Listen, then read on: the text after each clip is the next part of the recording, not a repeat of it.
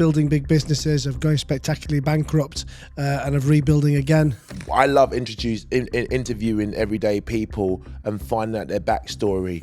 I mean, I think that one of my biggest motivating factors for me is just not wanting to lose. You touched on two things there, two big fears that drives me. What I'm actually focused on in my business of online coaching is, as I've gotten older, I've probably gotten what we would consider better with habits, in terms of the things that I guess people would look at today, with exercise or with nutrition, etc. Having your life set up so you can make 100 grand a month and work 15 minutes a day. Mm-hmm. That's amazing. Listen, I'd love to make 100 grand a month and work 15 minutes a day. Social media and stuff nowadays really seems to promote get rich quick and, do this, follow that system, and you'll make a load of money for no effort. I mean, a lot of people, a lot of coaches, they hear those numbers, they want to basically come on board to hit those numbers, and they want to do minimal work to hit those numbers. Because you talk about networking, and I want you to share with me, those little secrets there about networking, because something that you said in your presentation stuck with me. Every kind of piece of success involves a transaction. It involves a partnership, if you like, in some way, whether you're buying, whether you're selling. I just think we live in a very transactional world. If I meet this person, what can they do for me? Or if I'm nice to this person, what can they do for me? I very much put the relationship ahead of the transaction. Great relationship ultimately will lead to the right transaction. If it doesn't lead to a transaction, then it doesn't lead to a transaction, but it's led to a great relationship. That's why I look at problem, how you're going to resolve it, and then the result after. Being a winner means someone who's still in the game. Yeah. I think you've got to appreciate that the game never ends. You talk about that happiness is the key to that winning mindset.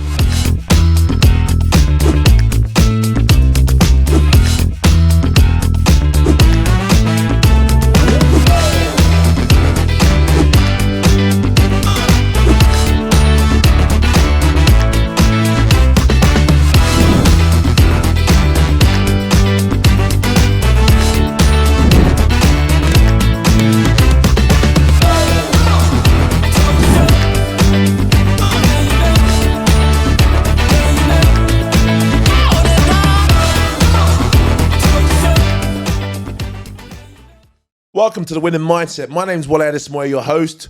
I'm a 5-time bodybuilding world champion. I've traveled the world and competed with some of the best bodybuilders on the planet, and I've trained with some of the best coaches on the planet.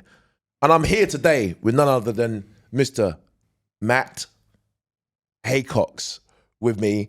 I had to practice saying that because when I had my podcast with him, he couldn't pronounce Wale Adesomoye. So I have to try and get him back by not pronouncing his name correctly. Matt, welcome to the show. You're deflecting, mate. You're deflecting. Please introduce yourself to the audience and who you are and your backstory.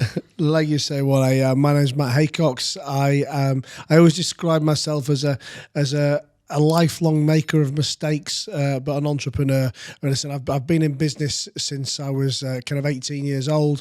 I've wanted to be in business since I was 13 years old, and I've had a colourful 25 years now of building big businesses, of going spectacularly bankrupt, and of rebuilding again. I started out in the leisure industry.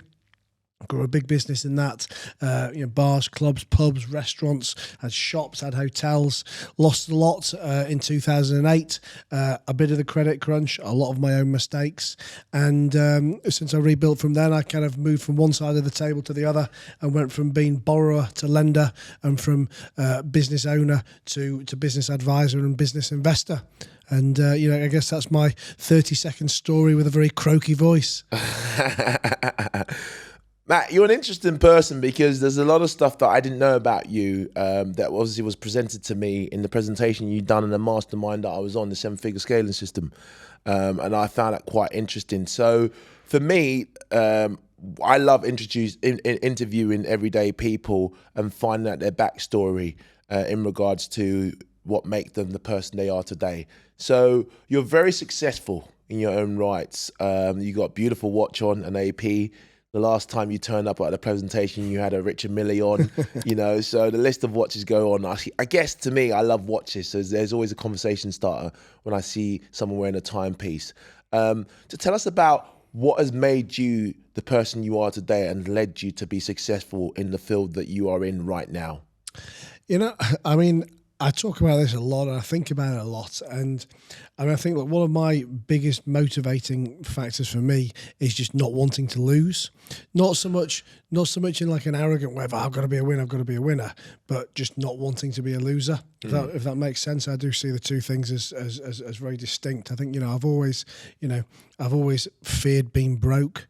I've always kind of feared dying. And I think, anything I can do to make more money and live longer probably combats those two things. But I think as I've gotten older, I've also become, a very passionate learner, a very kind of passionate mentee. I love doing great things with great people. I love solving problems. I love fixing things. And ultimately, I guess I take that into the businesses that I own, the businesses that I operate. Most of the things I do, I've always come from a position of either solving a problem for my own purposes, which I've then commercialized, or just wanting to do something that I enjoyed and hoping to make some money out of it too. It's interesting because obviously, you touched on two things there, two big fears that drives me. And that's the fear of going broke and the fear of dying. Two of my biggest fear are those two, and that's what motivates me every single day. My biggest fear is going broke, getting a bill, not being able to pay for the bill, and having to request assistance from my friend or family to bail me out. Family can't bail me out anyway, so I have to request it from one of my friends to bail me out. And obviously, what I'm actually focused on in my business of online coaching is health optimization, which is longevity. With the two doctors that work with us with the mindset coaching aspects of things and the hormone doctor and blood work. That's very, very important. That's my two biggest fears as well. You're a very successful man, right? You're very successful. What are the traits and habits that you have done, your daily habits, if you were to list maybe 3 to 5 habits that you do on a day-to-day basis to put you in the position that you're in today? I mean, I think, listen, as I've gotten older, I've probably gotten what we would consider better with habits, in terms of the things that I guess people would look at today, with exercise or with nutrition, etc. I think the thing that has always transcended anything I've ever done is I've always been prepared to work harder and do more. And, I think it's interesting what we were at the mastermind together this weekend. And I think, one of the things it's very fashionable to talk about now is having your life set up so you can make 100 grand a month and work 15 minutes a day. Mm-hmm. And I just don't subscribe to that. Yeah. I mean, listen, I'm not dissing the people that do it, but I think that's amazing. Listen, I'd love to make 100 grand a month and work 15 minutes a day. But I think, they're probably missing out a lot of work and a lot of systems, and a lot of stories that have come along the way to do that. I think, we ultimately, Instagram and social media and stuff nowadays really seems to promote the whole kind of get rich quick and do this, follow that system, and you'll make a load of money for no effort. I mean, I've always I've always worked. I'd probably say more than I want to. I mean, it's maybe not more than I want to, otherwise I wouldn't have done it anyway. But I do love my work.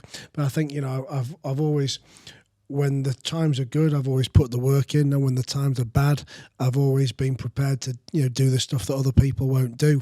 And I guess and there's a new podcast for you now, so I don't know I don't know where the language barriers are, but my expression has always been that I've always been prepared to work harder, and I've always said that I'll clean a toilet or suck a dick if that's what it takes. I just don't give a fuck. But people nowadays are just too lazy and won't put the graft in and won't do the dirty work. And I'll do it, and I'll do more of it. Hopefully, not too many toilets and dicks. Hopefully, not too many toilets and dicks in your mouth. No, that's interesting. The work efforts that you've mentioned is very interesting, because I think a lot of people, especially in the online coaching space that I'm involved in, they hear about the coaches making 10K months, 15K months, 20K months. Some of our inner circle that I'm involved with, the 7-figure scaling system, there's people making 100K months.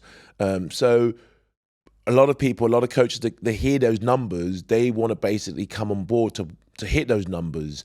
and they want to do minimal work to hit those numbers. And I'm very similar to you. I have a very high work ethics, which means that I'm willing to go above and beyond to prove that I'm good enough to do what I'm doing. So in a nutshell, meaning that if I'm going to deliver a service to you, I'm going to deliver a 5-star service, and I'm going to make sure that you get the desired results. Because if you don't achieve it, even if it's your fault for not achieving what I've set out for you to achieve, I'll blame myself. So I really want to make sure that my work ethics is next to none, and I'm pushing myself beyond and above. That leads me on to my next question for you, because you've achieved a lot in your life. What are the secrets that you've implemented along the way that's got you to where you were today? Because you talk about networking, and I want you to share with me, those little secrets there about networking, because something that you said in your presentation stuck with me. So I always say that I think, network, well, not so much just networking, but, my network has been, responsible for probably 70-80% of my success. I mean, that's not, I'm not trying to take it all away from me and say it's all down to other people, but I mean, ultimately every kind of piece of success involves a transaction. It involves a partnership, if you like, in some way, whether you're buying, whether you're selling, whether you're working with someone in some way. You either need to deliver something, you need to borrow some money, you need to raise some money. And I've always, I can kind of pinpoint 4 or 5 key pivotal moments across, like the last 20 years of my career where things have taken a massive upturn for me. And every one of those times, it's always been down to a particular relationship with a particular person that's paid off in some way. But I guess where my skill, if you like, comes in is I've always been very good at identifying the people that I need to build those relationships with, and then putting the effort in to cultivate those relationships. And like you said, when I was talking on Saturday, I kind of gave a lot of my theories for this, or my kind of strategies for it. And I've always looked at networking in 2 ways, which is networking on a general basis, just meeting great people who I know I'll come into my life and come into my network and pay off in some way, shape or form in the future. But also, specifically targeting people that I think I need to meet a person like that. Who is the person like that? Okay, it's that person, and then reaching out to that person to to get hold of them, to start a relationship, to build a relationship. So I've always been very good with that, but I've also always played a very long game with it as well. And if you look at all of the relationships that I've got that have paid off, I mean, barring one where I probably, let's say, did a transaction quite early on in the game. It was a quick transaction at the beginning, but then grew and grew as time goes on. All of the relationships I've had that have done something good, I've taken a lot of time to build them and a lot of time to invest in them. And I guess almost like we're talking about the 100 grand months in 15 minutes a day, a minute ago. I'm not saying that those people aren't working 15 minutes a day. Maybe they are, but they're only doing that because they've put in years and years and years of knowledge or systems or infrastructure, that allows them to get into that position there and then. I mean, you can't wake up tomorrow. There's always one lucky person somewhere in the world, but you can't wake up tomorrow having had no business experience, no idea what you're doing, and go and work 15 minutes a day and make 100 grand a month. I'm sorry, it's just not possible. And I think in the same way, you can't have great relationships with people that pay off in big ways, whatever that payoff means. It doesn't always have to mean money. And again, that's one of the things I was talking about at the weekend, that, so many of my relationships are great in a non-monetary kind of way, but they enrich my life in some way, whether it's with knowledge or whether it's, with further connections. But all of those things take time. Time to get the relationship over the line in the first place, and time to develop into something that pays dividends along the way. I think patience is a very important characteristic. I think what I'm just listening to what you're saying is very interesting, because I just think we live in a very transactional world. When I mean transactional, is like, if I meet this person, what can they do for me? Or if I'm nice to this person, what can they do for me? And I think the way you broke down networking in your presentation over the weekend, it was fantastic, because there was a lot of things that I do naturally without realizing, anyway, when I meet someone, Like reaching out to them after meeting them, remembering, I do a very similar trick. I put all of the contacts that I meet in my notes, so then I can know where I've met that person from. And if I met them at the 7-figure scaling system, for example, I'll put 7-figure scaling system. I'll abbreviate it so I know where I know them from. But I'll reach out to them almost immediately after meeting them, so I'm fresh at mind. And I think networking is such a powerful thing. And what are the free advice you can give to someone if they're so new to networking, but they believe they need to network to grow their business? Maybe the online coaching space, the real estate market, whatever business they're in. What free advice or what 5 advice can you give to someone that you could say that will really, really spike your networking ability when it comes to a particular, your net worth? Well, I think the key thing, it just kind of follows on from what you were just saying then, is, I very much put the relationship ahead of the transaction. And the mistake that most people make is they go in and, well, they say, I'm going networking, because we think, well, networking is to build a network to do business. We just think it's going to be like, boom, boom, meet Wally, right, go and transact now. Whereas I look at it the opposite way round and say, build relationship, great relationship ultimately will lead to the right transaction. If it doesn't lead to a transaction, then it doesn't lead to a transaction, but it's led to a great relationship, and then invariably one relationship will lead to another relationship. So the key is build a relationship before you worry about doing a transaction. You're therefore going to have to play the long game with it. You must network. I mean, one of people's biggest mistakes is just not networking in the first place. I think also, it then comes down to not spending enough time. I mean, as I've talked about at the weekend, I spend probably 40% of my working life networking. Now, that could be meeting new people initially or developing deeper relationships with some of the people in my network. But it's a solid commitment to always building those relationships.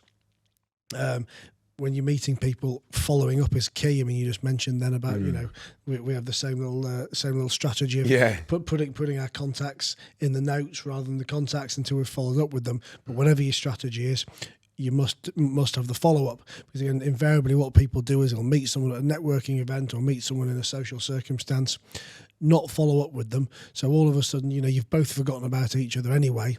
And then when you want to think about that person in the future, you've either forgotten them, so you don't get to think about them, or you do think about them, but they've forgotten you, and it just feels so then forced and transactional.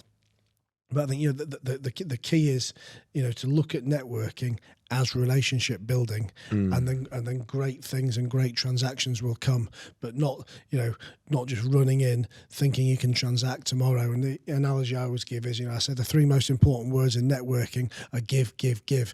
Always be giving to build those relationships.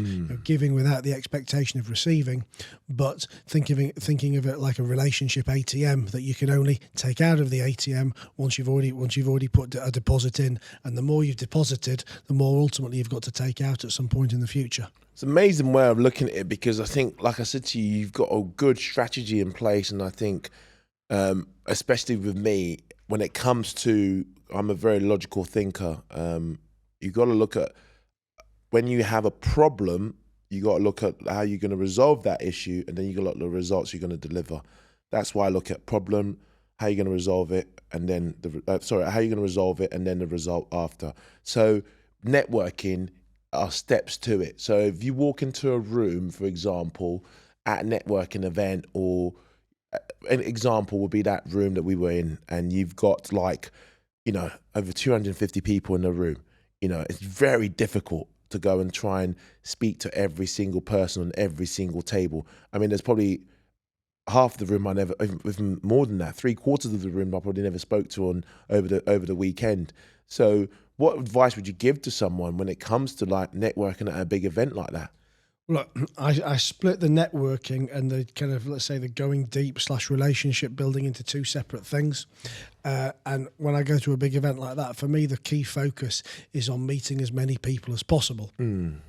Now, look, depending on the size of your event, there's always going to, there becomes a mathematical impossibility that, you're not going to get past something. Like you talk about, say, 250 people at the weekend and that you probably didn't meet 75% of them. That's still, trying to do the maths, that's still 50 people that you did meet this weekend. Now, okay, maybe if you'd have been a bit more, let's say, aggressive or strategic about it, you could have made that 50 75 or something, but you were never going to meet 250. But the 50 that you met is probably 45 more than a couple of the people next to you did, because what people invariably do is sit down, meet or stand up, meet the first person or first couple of people, start talking to them, and then spending the whole event or the whole day or the whole 2 days talking to that person. I very much go and think, right, these events are to meet as many people as possible, and because I'm not going in with the expectation of doing any immediate business with anyone. Therefore, it's in my interests to go far and wide at this point and find as many people as possible. So I will, let's say, politely keep the conversations to as short as possible. I think for me, being polite and being transparent are the key things, because like one of the other things I talked about at the weekend was about being transparent, not being disingenuous. That if you're trying to sell someone something, well, don't just pretend to be the mate that you don't want to sell something to, and then pick, like take them on holiday and pitch them when you've got them stuck on a beach, trying to be very disingenuous about it. If you want to sell something to someone, then sell something to someone. I think, look, we're all at these events knowing that we need to meet lots of people. So I'll say a quick hello, so where you're from, what do you do. And then when I know what that person does, I can immediately think, is that person going to be someone that's immediately useful for me, or let's say medium term useful, or just long term? I'll then categorize them and decide how much time I need to invest and at what point I want to follow up. I'll then just politely say, listen, it's been great to meet you. Let me take your details. Maybe we'll get a chance for another coffee again this weekend. But if not, I'll definitely follow up with you once the event's out of the way. And unless someone's needy, clingy, or bizarre, I don't think no one's going to be offended with that. We've all come to the same event for the same purpose. But I just think you've just got to concentrate on speaking to as many people as possible. Just like I said, just far and wide, almost like not scattergun, but definitely going far and wide and getting as many names, numbers, email addresses, methods of contact as possible. And then after the event, follow up. Then, I mean, one of the things I talked about as an example at the speech I gave on Saturday was an event I was in Amsterdam last year, which was like a banking convention. This was a 3-day event. I mean, there was literally thousands and thousands of people at this event, and I met well over 100 that I would have some kind of useful contact with in the future. But, a lot of these people, I'd literally just go, oh, right, you're from whatever, you're from NatWest Bank. What exactly is your role there? Perfect. You'll be good for me to talk to. Let's swap cards. We've both got very busy 3 days ahead of us, so I'll let you get this event out of the way, and I'll catch up with you when you get back home, and almost just turn the conversation around and say, oh, it's not me being rude to you. I know you're busy over the next few days, so I'm not going to bother you because you need to meet as many people as possible, don't you? Yeah. I'll catch with you when I get back to England. But then on the flight back from Amsterdam back to Dubai, I personally then follow up with every single one of those people, and then booking Zoom calls, booking phone calls, and then start to go deep on the conversation then. But then I'm not wasting any time that loses the focus when I could be meeting more people. Does that make sense? That makes perfect sense. Kind of like I look at it like this, and you've got like a system in place that's kind of refined into kind of networking to another level. So I want you to kind of define to me what the winning mindset actually means to you as an individual, because obviously you're a very, very successful man. You've owned numerous businesses. One of the things that you mentioned is there's no mistakes that you have not made in business on most of the businesses that you've owned. So what does the winning mindset really mean to you? What does it mean to you to have that winner's mentality and the refusal to give up? You mentioned that to me at the beginning as well. I mean, I think, for me, being a winner means someone who's still in the game. Yeah. I think you've got to appreciate that the game never ends. The business of the game of business never ends. The game of life never ends. And what can you do to be constantly getting better at it? Because it's always evolving. It's always changing. We're always in slightly different circumstances. Even if the circumstances feel similar, they're never the same. So I think it's being prepared to try new things, to have an open mind, to realise that that success is playing the game longer than other people can play it for. And then also I think for me the key metric of success has to be happiness. And we always use the word success and money hand in hand. We talk about these really successful people, but when we say successful, what we mean is those really rich people. And I think ultimately the key defining metric of any level of success has to be happiness. And if you're not happy and you're the richest guy in the world, then I think you're a failure. And if you're smiling from ear to ear, but you're broke, then I'd say you're probably a success. Now, we'll all have our own views on money and, whether or not you could be smiling ear to ear if you are broke. I think, everybody has a minimal level of money that they need to be able to achieve the basics, whatever the basics mean to them. But once you've got those basics, then there's so many other factors that bring in happiness. And that's, for me, that's the key thing. Do you love the game that you're playing? Can you play it longer than everyone else? And are you smiling even on the shit days? So what motivates you then? Like that leads on to my next question. You talk about that happiness is the key to that winning mindset and that sort of the willingness to love what you do. But what motivates you every single day to carry on driving forward to chase that happiness and the love for what you do? Well, I think my, as we talked about earlier, like that fear of being broke, that fear of death. I think my kind of negative motivation, if that is the thing, is that I want to keep going forward, so I'm not broke. But aside from that, I guess my positive motivations are the fact that I love to solve a problem. Both. For other people and for my own ego. I've got a couple of kids now. So now I've always had I've got a 17-year-old daughter and a 10-month-old as well. So I've got to leave something behind for them to be proud of, and I guess look up to me. And I'm pretty simple in that respect. I don't have. If you'd have asked me years and years ago, I was much more driven by taking over the world and having $20 million villas in every country and a couple of private jets to fly around with them all. And don't get me wrong, money is still a big motivator for me. But being able to spend time with the people I want to spend time with and do the things that I want to do with them, I think is much more in my day-to-day thinking now than it ever would have been as a kind of a aggressive young 20-year-old. No, I love that. I think, like I always say, the greatest gift you can give someone is your time. Because money we can go and make, but the gift of time you can never buy back. So being able to do the things that you do with the people you love is very important. I think that's very important that you maintain that. But I wanted to touch on also who has been your biggest influence in your life to be driving you to be the person you are today. I've never had one person. Yeah. And I think I've had lots of different, let's say, influencers or lots of different mentors over the years. And some, it's interesting as I talk about mentors now. I mean, if you'd have asked me probably up until early 30s, maybe even 35, I would never have officially said, oh, I have a mentor. I kind of know what the word of mentor is or seek them out. But I've always been wanting to learn, and I've always had a lot of people around me that I could go to and ask for advice. And ultimately, that's all a mentor, isn't it? Someone who is one step ahead of you at least, who's got something they can teach you. So I've always had the humility to know that I've got so much I can learn from other people.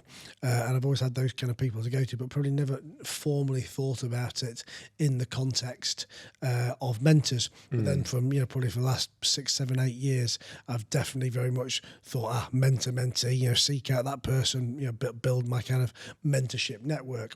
but never one never one individual person.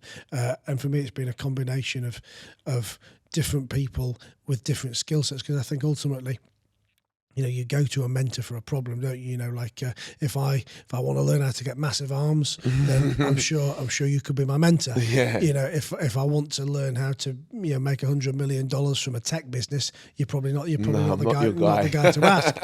But the key is not to poo-poo anyone just because they're not good at something, but they're good at something. Like if I want to learn tennis and I want to go to a great tennis person, the fact that he's shit at football or might be broke because he's not very good with his money doesn't change the fact that he's the best tennis person from. So I've just always sought out those best people, but also a lot of my influencers and mentors, I may never even have met them as well, because in today's world, you've got access to so many people from social media, from YouTube, whatever. And listen, whilst I'm definitely fortunate to say that probably 80% of my mentors are humans, and they're all humans, but they're people that I know and get to interact with.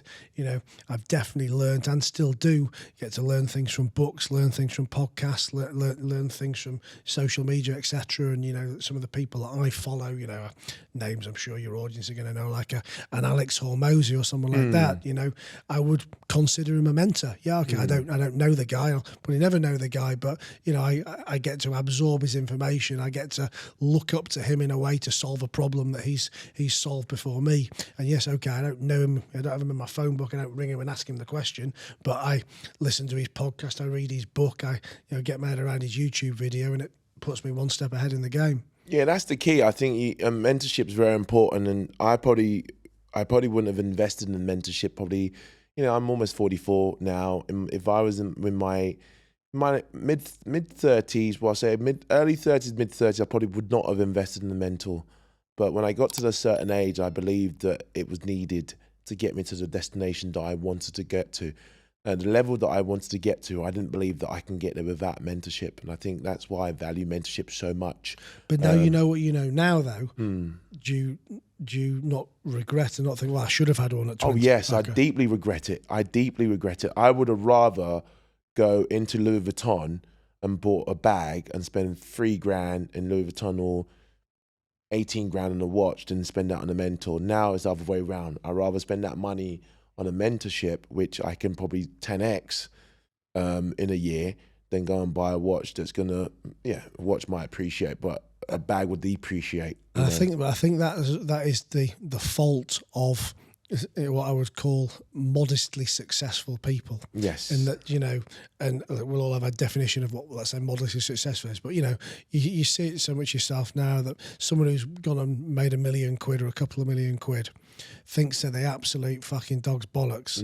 Because no, I'm not saying that that's not, to someone that's huge amounts of money, but in the grand scheme of business and money to last you for the rest of your life, you could burn through that in no time. Yeah. And I think the reason so many of those people make $1 million and are stuck at $1 million is because they get that $1 million, think they're the big cheese, want to be a big fish in a small pond, and don't want to, whether it's because they think they're the best and therefore don't need to learn anything from anyone else again, or they're so scared of losing that they don't want to invest it in anything.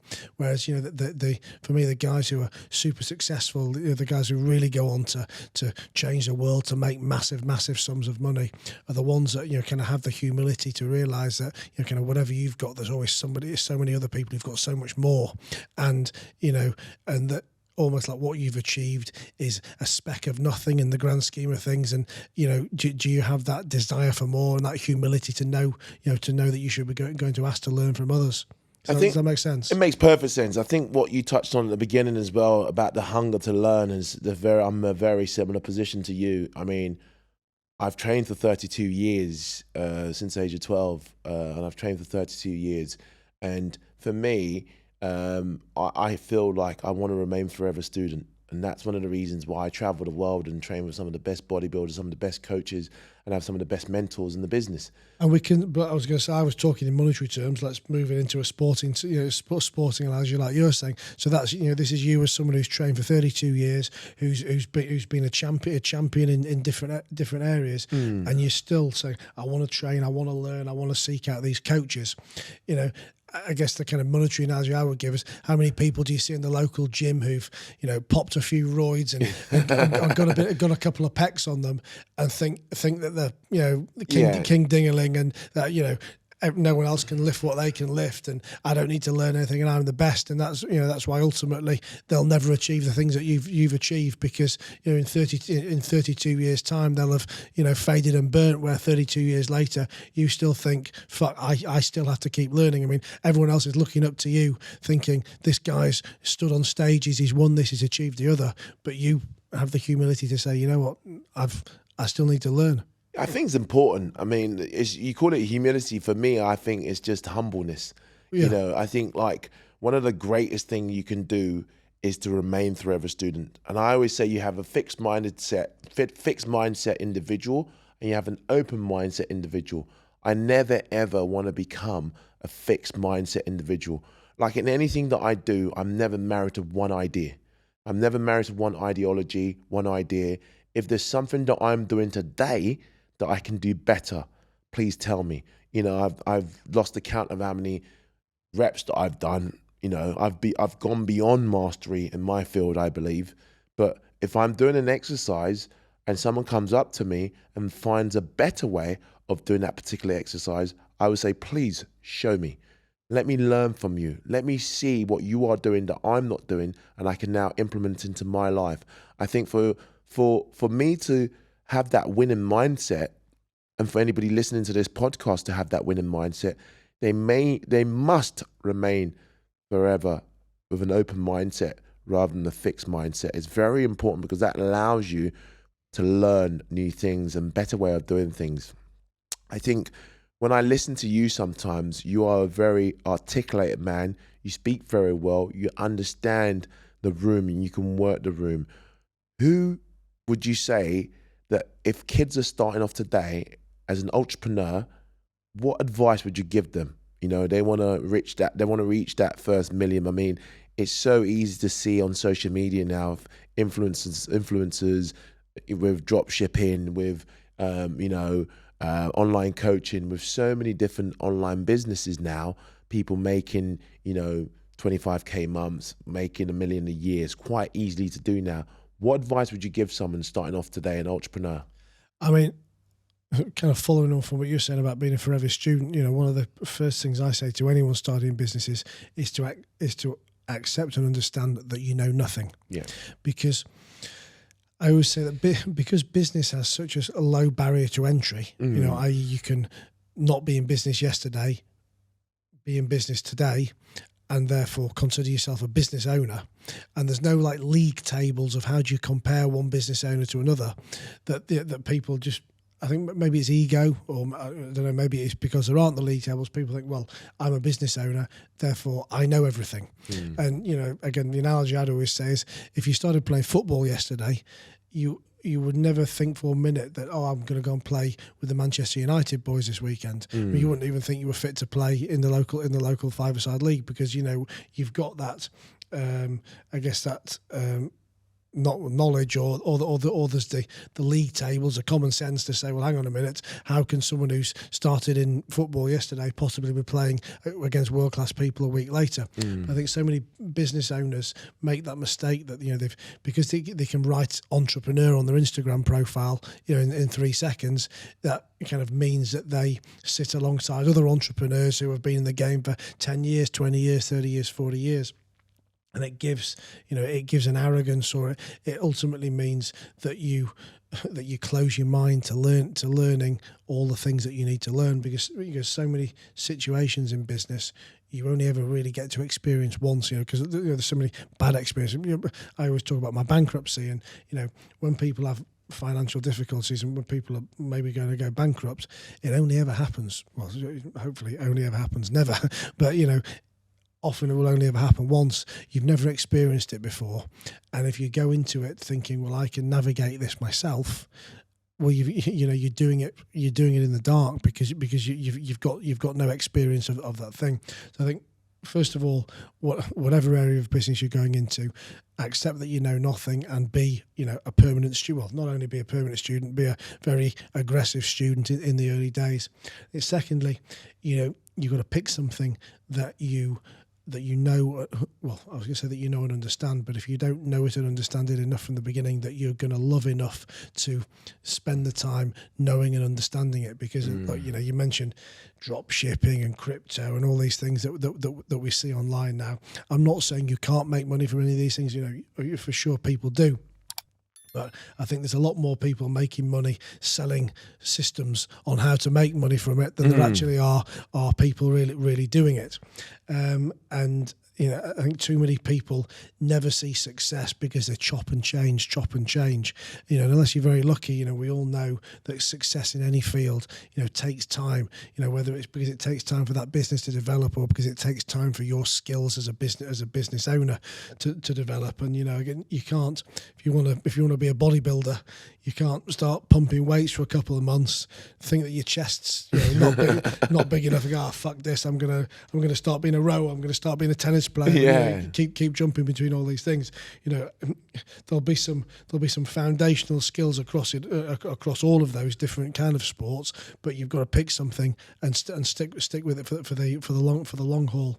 And again, make sure that you're in the right vehicle for the outcome that you want to achieve. And I think only know yourself what that outcome is.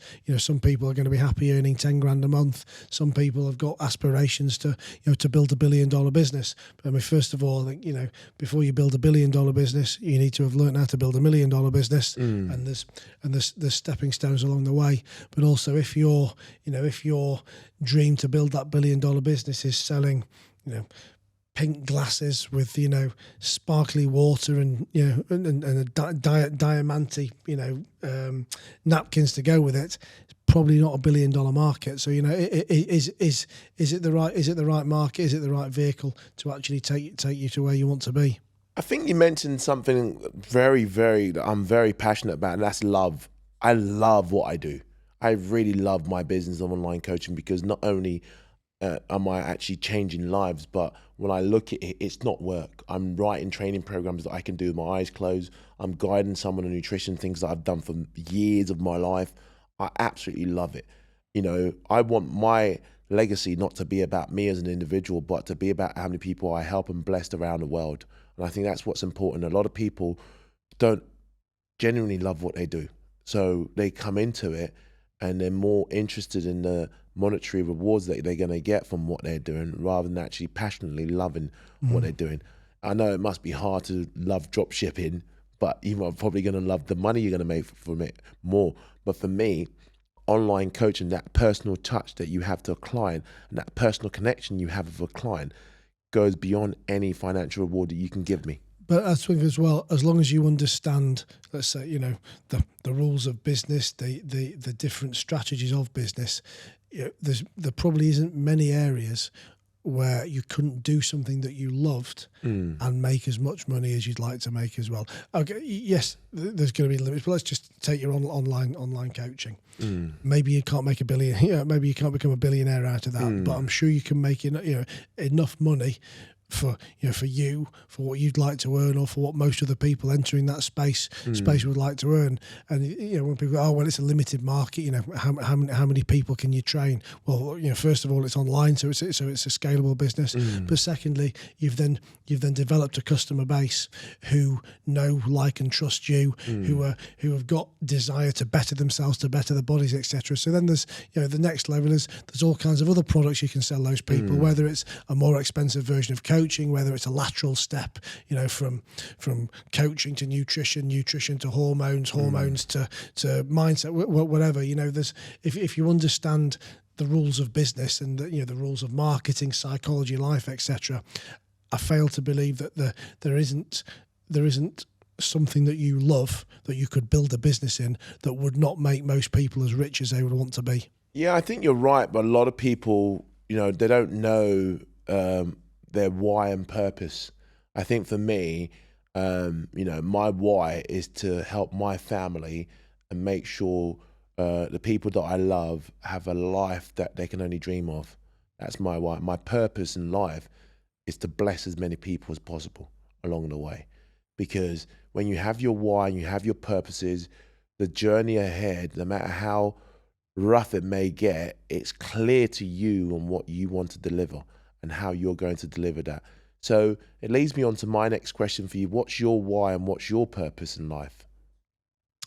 I think kind of similar to what we were talking about before, really, that, I was very financially driven in my earlier days, and ultimately it's probably why I was maybe a bit more lost.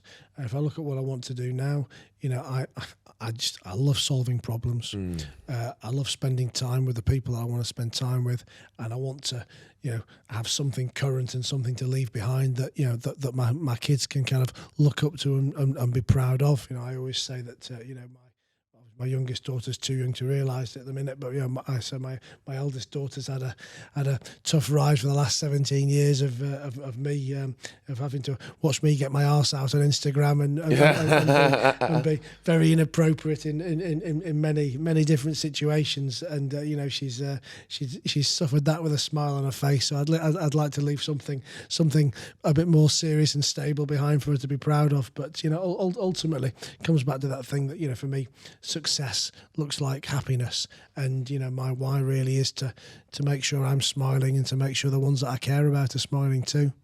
It's important that you do that, and I think for me it's very important because I just think the purpose of life to me is not just to live. The purpose of life is to change lives and leave a legacy, and I think you've kind of hit the nail on the head with what you've said. I can talk to you all day, Matt. Honestly, I can really talk to you all day. You're an interesting person. You've got so much of a backstory to tell. It's been an absolute pleasure talking to you on this podcast. One of the things I would love to know about you as well, where can people find you? And if they want to find you, what's your sort of social media platform? What are you on? So I'm pretty much everywhere online. I am the Matt Heycox. That's TheMattHeycox on all things social. I'm on Instagram, Twitter, Facebook, Snapchat, etc. I have a podcast myself as well, which obviously you were kind enough to join me on recently. Which is called the Matt Heycox Show, where I sit down and just have great conversations with great people. You'll also get me on my website, which is matt-heycox.com. And if you go on any of those things I've just talked about, you'll be able to sign up to my newsletter as well, where I do a weekly newsletter where I write a column that goes out every Friday talking about the kind of ups, downs, learnings, trials and tribulations from the previous week I've just had. And I think we've got 12,500 subscribers on there now over the last 12 months. So it's been building nicely. That's amazing. I've got one more question to ask you. Go on. Why do you like pink? I don't know. So it's funny, and again, we spoke about this a little bit at the event on Saturday. I just genuinely like pink. I really do like it, and I wouldn't wear it if I didn't like it. But what I do also like about it is the fact that it is unusual and unexpected, and always very memorable. And one of the things I talk about for having a networking super hack is be memorable. And I wouldn't do it if I didn't like it, but I get to tick both boxes. The fact that I genuinely love the pink, and everybody else remembers Pink Matt because, listen, maybe in the sporting world there might be a few people wearing pink, but I think when it comes to business and finance, etc., there aren't many business guys out there who are wearing pink with a pink boat or a pink watch or a pink car. Had pink hair, had my nails painted pink, whatever. So, it ticks two boxes for me. Or shall I refer to you as him or her or he's or what's your pronouns? I do not do pronouns. Do not do pronouns. Guys, it's been amazing. Thank you so much for listening in, guys. If you like this podcast, please share it with your loved ones, with your friends. And if you'd like me to interview anybody else, please let me know. It's been an absolute pleasure. My aim is to interview everyday people that are very successful in life and show you how easy success can be obtained. Your best is still yet to come. Believe in yourself, love yourself, and let's all get swole like whoa.